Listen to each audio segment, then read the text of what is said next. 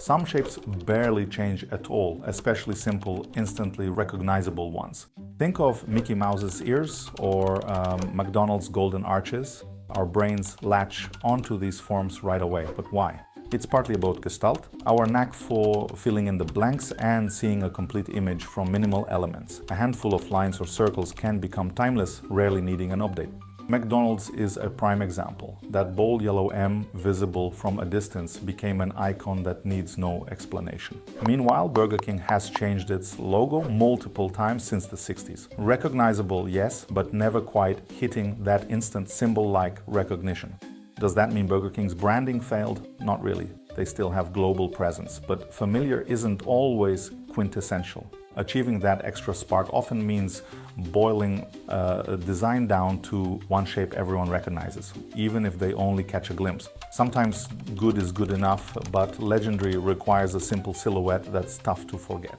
Before we dive deeper, there's another fascinating exception we'll circle back to: perplexity and their invisible design. They show how understanding the core principles of perception, Gestalt laws like closure, similarity, and figure ground, can shape a brand from day one. We'll come back to that, but first let's see why these fundamental rules of our visual psyche make certain logos and shapes stick.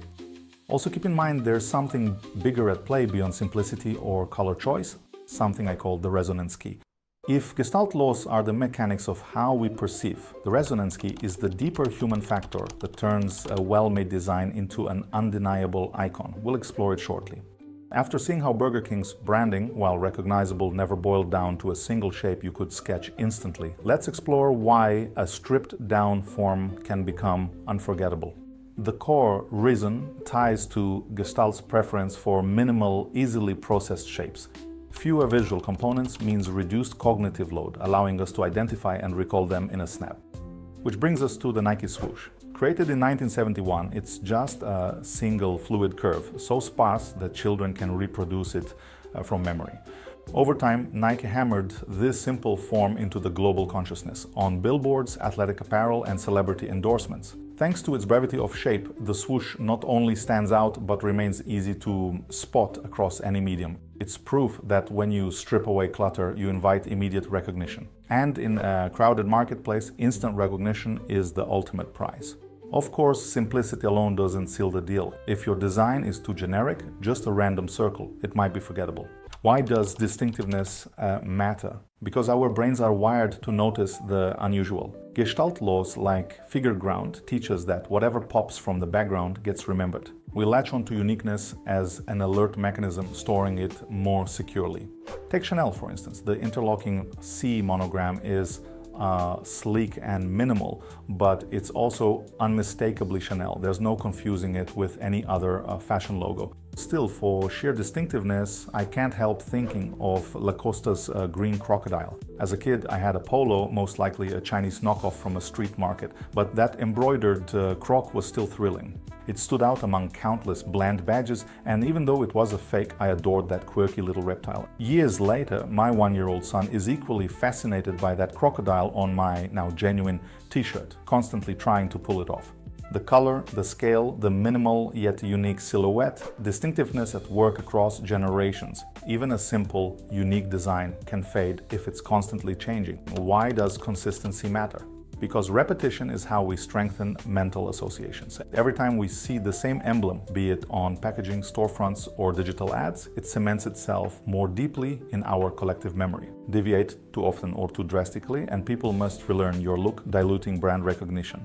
Starbucks, despite periodically refining the siren, never abandons the iconic circular frame and green palette. No matter how many subtle tweaks come and go, the overall shape remains consistent enough that we spot it from half a block away. But to me, the king of consistency is Coca-Cola. That distinctive Spencerian script has weathered well over a century of shifts in culture and design trends. The flowing cursive Coca-Cola rarely budges.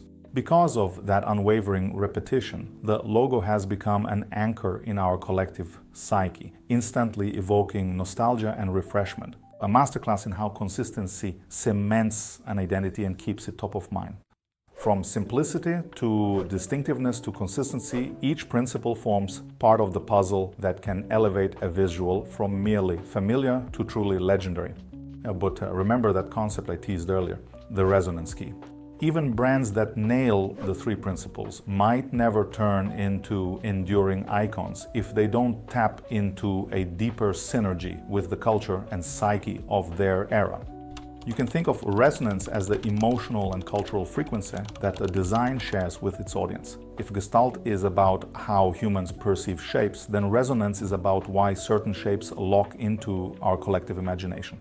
It's not just personal taste or brand strategy, it's an alignment with the unspoken rules of how we interpret meaning, the subtle interplay of our history, values, and emotional triggers. Some theorists, like Michel Foucault, suggest every historical period has its own episteme, an invisible framework shaping what we believe or desire.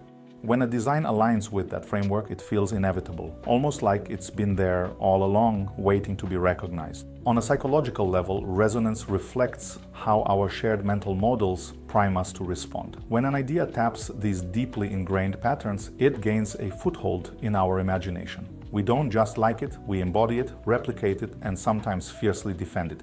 That's the resonance key, the intangible synergy that helps a brand or concept transcend function and enter the realm of timeless icon. That brings us back to Perplexity and their invisible design. Here's a relatively new brand that, despite not being as massive as Apple or Google, seems to blend effortlessly into our collective perception. They leverage core Gestalt insights from the start and fuse it with a resonance for our current cultural moment. They've become part of the world so naturally that we barely notice the branding, yet we trust it. That's invisible design in action, powered by these principles and sealed by the resonance key. Ultimately, whether you're designing a logo or rethinking an entire user experience, Gestalt laws of simplicity, distinctiveness, and consistency give you the skeleton. But resonance is the heartbeat that brings that skeleton to life. Combine them and you might just build the next icon. Ignore them, and even brilliant art can fade to obscurity. The choice is yours. Embrace the invisible magic underlying our perception, or leave your brand to chance.